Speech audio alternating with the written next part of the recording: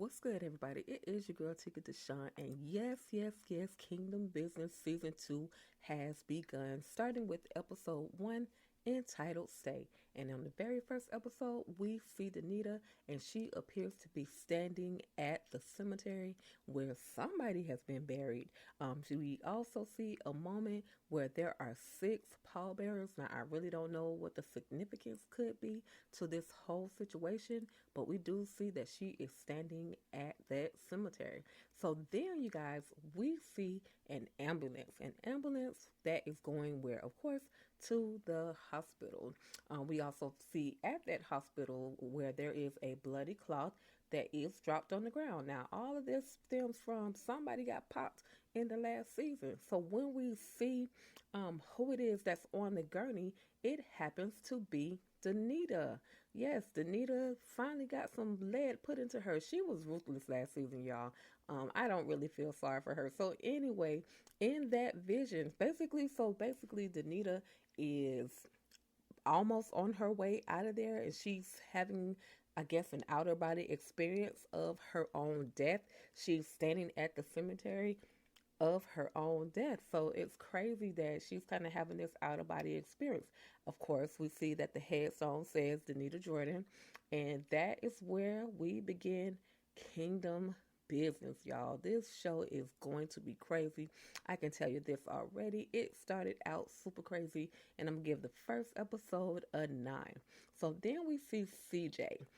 CJ is at the hospital. She's rushing in. She's saying that you guys have to help my mother. I need to go back there with my mother, and I need to know what's going on. But of course, because of the situation, she can't go back there. Now, mind you, she is approached by her dad, and her dad is trying to comfort her, but she pushes him away and tells him, like, leave her alone. This is all your fault. But then she also says it's her own fault.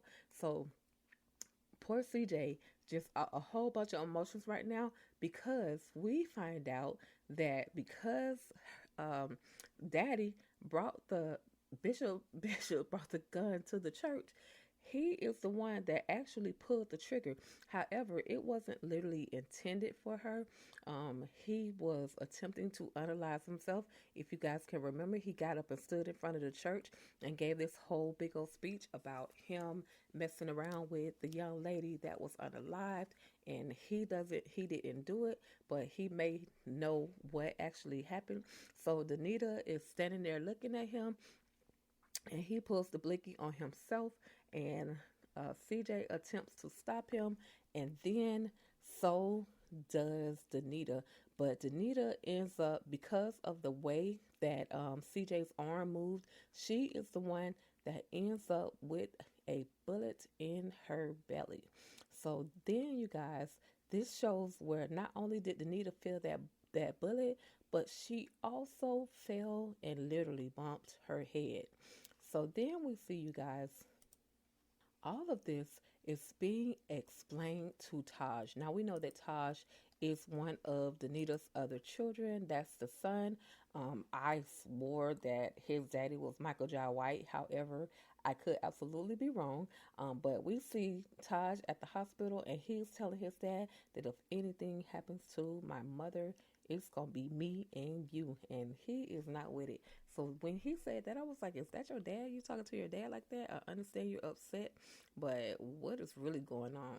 So then they decide, the nurse comes out, or actually CJ's husband comes out, and they go towards the emergency area, and they leave Papa Bishop, they leave him back there to stew in his mess. But then he is approached by one of the sheriff's department officers, or the sheriff, and he's telling him, you opened your big mouth in church. You didn't even have to say anything. Like, you could have just kept this all to yourself. So then we see Julius Caesar. Now we know that Julius is played by Michael J. White, of course, one of our favorites, you guys. But anyway, he is over that record company. He finds out that that other record company that is owned by Danita is running out of money, and he could possibly take over, but he doesn't want to do anything until she comes out of that situation. So then we have the detective who is there, who is trying to question the family at the hospital, but the sheriff says don't do anything until later. So then we see that Rebel is sending a text message to Taj, and Taj just so happens to be, of course, standing right there with his girlfriend. But then he steps out of the room, says that he's going to go and get some fruit. Now, there's a little chemical attraction between Taj and Rebel. However, because Taj has this girlfriend, he is not, he's a faithful dude. He's not trying to go down the wrong path, but he does go, and we see Rebel. She actually is praying after not being baptized. Last season she was supposed to be baptized, but she walked away. So anyway, we see Danita, and of course she's all bandaged up, and we have a moment where the family has gathered. The doctor comes out to tell them what happened, saying that, it's life threatening. There's the possibility of her being paralyzed, and we just have to kind of wait it out. And we don't understand why she's not waking up, but we also know that she fell and bumped her head. So then, you guys, in walks Danita's mama, who is escorted by the one and only Sasha, also known as Tamar Braxton. Okay, so also she's willing in Bishop Jeremiah. Now that is Danita's daddy, and Danita's daddy does not play, you guys. He is not one to be messed with. But Sasha is there, and of course she just looking at her like, girl, why are you here? Because everybody knows Sasha was messing with the daddy. The bishop, he been unfaithful since the beginning. But we see that Sasha is out there singing, and of course there's going to be a moment where Julius Caesar approaches her about a record, because she sings really well. So then we see CJ, or we see Taj and his girlfriend, and Grandma and Grandpa. They don't play the radio. They basically dismiss her, tell her to leave the room, and we have some family business that we gotta handle. So of course she is finally dismissed, even though she doesn't want to. So they're already these parents are ruthless. They're already planning a funeral. They're writing out obituaries as if Danita is already gone to her maker, but she is still there, and that's what the kids say. So Rebel makes her way to the studio, and she's telling Julius, like, look, this gig, this gospel thing is not making me enough money, and I need to do something totally different so I can make the money that I need. Rebel is also there with Tasha Cobb, and she has said they're basically going to have a song together. They said that if Tasha Cobb can make a song with Nicki Minaj, she can make a song with Rebel. So then we see the Bishop and Kirk Franklin. Now, Kirk Franklin's character is always that mentor to the Bishop. He's always trying to, talk him off of a ledge, talk to him, just give him a sense of common sense. For some reason, the Bishop don't seem to ever want to listen. So we're just going to see if this conversation that they had, if it actually sinks in. I doubt it, because again, Bishop don't like to listen. Bishop has made way too many poor decisions, and it has affected pretty much everyone.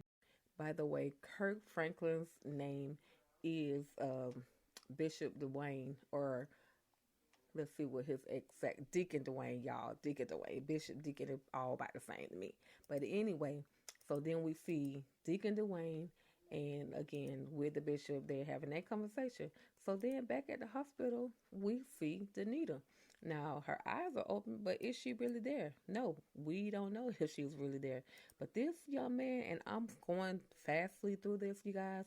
There was a lot of bits and pieces for this episode 1, but we see that there's someone that is standing over Danita. Now, we've also seen this young man in the church. So for some reason, this dude just keeps popping up. And when she opens her eyes, she asks him, "Who are you?" And he says, "I am your son, y'all." So who is the pappy of this son right here, you guys? I think this is the one that Danita is going to tell Julius Caesar that, talk about their child. So I think this is the one that is going to finally rear its ugly head, and it's also going to probably cause even more problems for Danita.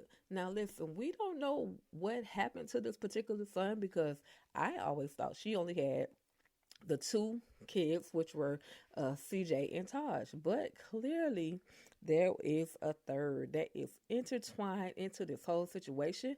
Now, is this third child, was he with the parents?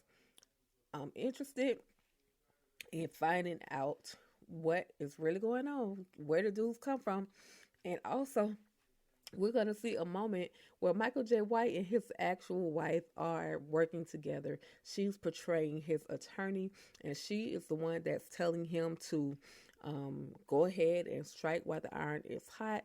Go ahead and get this money while you can, because of course we know that Julius Caesar was broke, and he was trying to. That's why he was trying to, so invested in Rebel so he can make more money.